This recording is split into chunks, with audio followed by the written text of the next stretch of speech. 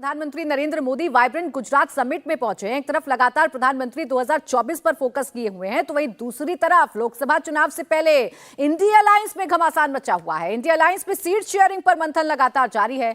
RJD और JDU नेता के बाद आज महाराष्ट्र के नेताओं के साथ बैठक होने वाली है। इस बैठक में कांग्रेस के अलावा शिवसेना, उद्धव गुट और एनसीपी के नेता शिरकत करेंगे। बातचीत से पहले ही उद्धव गुट की एक नया पेच फंस गया है। उद्धव गुट ने अपने लिए 23 सीटों की मांग की है। शिवसेना का तर्क यह है कि वो पिछले चुनाव में 23 सीट पर चुनाव लड़ी थी, इसीलिए 23 सीट पर उसकी दावेदारी बनती है। बैठक में उद्धव गुट की तरफ से संजय राउत और विनय राउत शामिल होंगे। एनसीपी की तरफ से शरद पवार और उनकी बेटी सुप्रिया सुले मौजूद रहेंगी। तो महाराष्ट्र कांग्रेस का प्रतिनिधित्व नाना पटोले के अलावा पूर्व सीएम अशोक चव्हाण और पृथ्वीराज चव्हाण करेंगे। तो सीट शेयरिंग को लगातार चर्चा पर चर्चा जारी है। बिहार को लेकर आज से 2 दिन पहले चर्चा हुई, कल आम आदमी पार्टी के साथ चर्चा हुई और आज महाराष्ट्र को लेकर चर्चा होनी है। हालांकि बैठक के पहले उद्धव गुट के संजय राउत ने बड़ा बयान दिया। संजय राउत ने कहा कि महाराष्ट्र में गठबंधन में कोई बड़ा विवाद नहीं है, सभी को पता है कि कौन कहां से लड़ेगा, केवल 1-2 सीट को लेकर मतभेद है, इसे भी सुलझा लिया जाएगा। शिवसेना और अभी मुझे पता चला कि एनसीपी को भी बुलाया है, तो हम तीनों बैठेंगे। महाराष्ट्र में 3 प्रमुख पार्टी है और सीट शेयरिंग किस तरह से होना चाहिए महाराष्ट्र में, इस बारे में लगभग चर्चा हो गया। अपनी जो बातें हैं या जो लिस्ट है, कौन कहां से लड़ सकते हैं, उस बारे में आप खुलकर चर्चा। बेसिकली महाराष्ट्र में कोई इस प्रकार से झगड़ा नहीं है, सबको मालूम है कौन कहाँ लड़ने जा रहा है। 1-2 सीट का कोई मतभेद हो सकते हैं, उसके ऊपर हम बैठकर चर्चा करेंगे। लेकिन कहा जा रहा है कि 14 या 15 तारीख को दिल्ली में उद्धव ठाकरे जी, सोनिया गांधी, राहुल गांधी और आप लोग की मुलाकात होनी है, शरद पवार की, और इसमें पहले आज जो प्रिलिमिनरी चर्चा है वो पूरी होने दीजिए। उसके बाद अगर जरूरत पड़ती है तो हम देख लेंगे।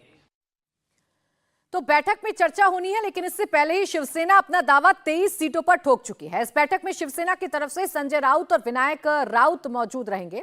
वहीं एनसीपी से सुप्रिया सुले शामिल होंगी, जबकि महाराष्ट्र कांग्रेस से अशोक चव्हाण और नाना पटोले के साथ पृथ्वीराज चौहान भी शामिल हो सकते हैं। इस बैठक में सीट बंटवारे पर चर्चा की जाएगी, लेकिन शिवसेना उद्धव गुट ने मीटिंग से पहले ही अपनी डिमांड को जगजाहिर कर दिया है। रही बात कितनी सीट्स पे हम लड़ेंगे, हमने जब भारतीय जनता पार्टी के साथ हमारा अलायंस था, हमें 23 सीट मिली थी। हम 23 सीट की मांग कर रहे हैं क्योंकि उसमें हर सीट पे एक क्लोज कंपटीशन हुआ था और हम 18 से 19 सीट हम जीते हैं। तो बड़ा क्लियर है कि ये जो 3 अलायंस में अभी कांग्रेस के पास कोई भी एमपीज नहीं है। वहां पर एक एमपी जीत कर आए थे, उनकी अनफॉर्चुनेट डेथ हो गई। एनसीपी के पास 5 हैं और बाकी हमारे हैं।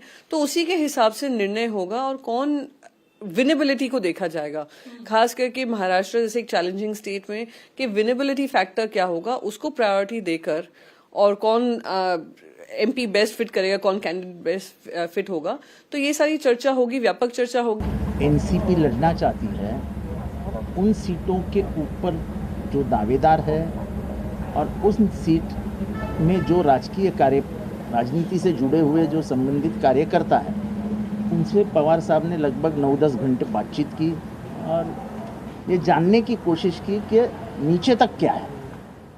क्योंकि पवार साहब की एक आदत है कि हर चुनाव वो बहुत गंभीरता से लेते हैं। वो लोकसभा का हो, नहीं तो जिला परिषद का, पंचायत समिति का हो, वो चुनाव कभी भी हल्के में नहीं लेते। तो उन्होंने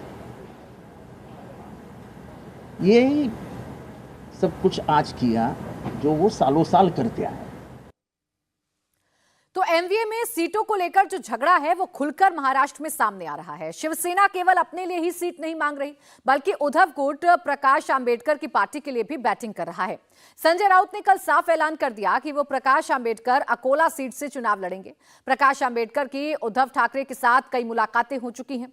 उद्धव गुट प्रकाश आंबेडकर की पार्टी को इंडिया गठबंधन में शामिल करने की मांग कर रहा है। साथ ही राजू शेट्टी की पार्टी को भी एक सीट देने की चर्चा चल रही है।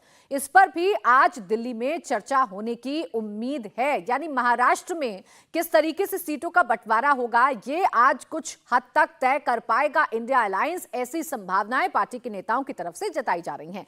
मेरे सहयोगी दिनेश मौर्य हमारे साथ मुंबई से जुड़ गए हैं। दिनेश, आज बैठक तो होने जा रही है महाराष्ट्र को लेकर, लेकिन जो डिमांड इस वक्त देखी जा रही है, चाहे संजय राउत की तरफ से बयान सामने आ रहे हों, चाहे एनसीपी की तरफ से बयान सामने आ रहे हों, इन सब के बीच क्या निकलेगा रास्ता, ये देखना दिलचस्प होगा।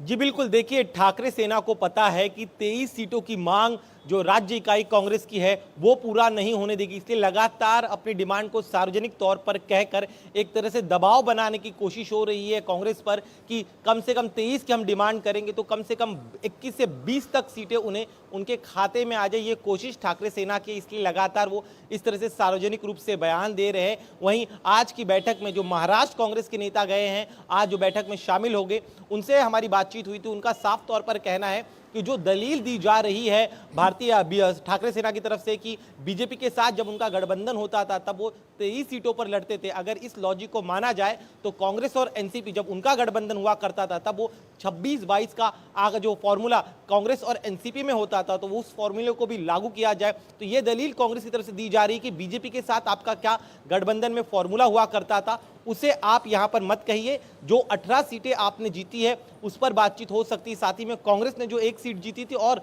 एनसीपी का जो 4 सीटें एनसीपी ने 2019 में जीती थी, उन सीटों को छोड़कर जो बचे हुए 25 सीटें हैं, आज जब बातचीत शुरू होगी तब उन 25 सीटों पर पहले फॉर्मूला तय होगा, उन 25 में से किसे कौन सी सीट दी जाएगी। जब यह तय हो जाएगा उसके बाद जो पिछले चुनाव के दौरान जिस दल ने जो सीटें जीती थी उस पर चर्चा की जाएगी। तो ये रणनीति के साथ जो है कांग्रेस के नेता आज की इस बैठक में शामिल होंगे, लेकिन ठाकरे सेना की कोशिश यही है कि ज्यादा से ज्यादा सीटें जो वो अपने खाते में ला सके। बार्गेनिंग पावर इस समय भले ही ठाकरे सेना और शरद पवार गुट के एनसीपी की कम हो, लेकिन वो कोशिश यही कर रहे हैं। बिल्कुल, प्रेशर पॉलिटिक्स है, प्रेशर टैक्टिक्स है, जो हर एक स्टेट में जो स्थानीय दल हैं, जो राजनीतिक दल हैं, जो रीजनल पार्टीज हैं दिनेश, वो अपनाती हुई नजर आ रही है और इसी कड़ी में उद्धव ठाकरे भी ऐसे बयान दे रहे हैं। शुक्रिया आपका तमाम जानकारी के लिए।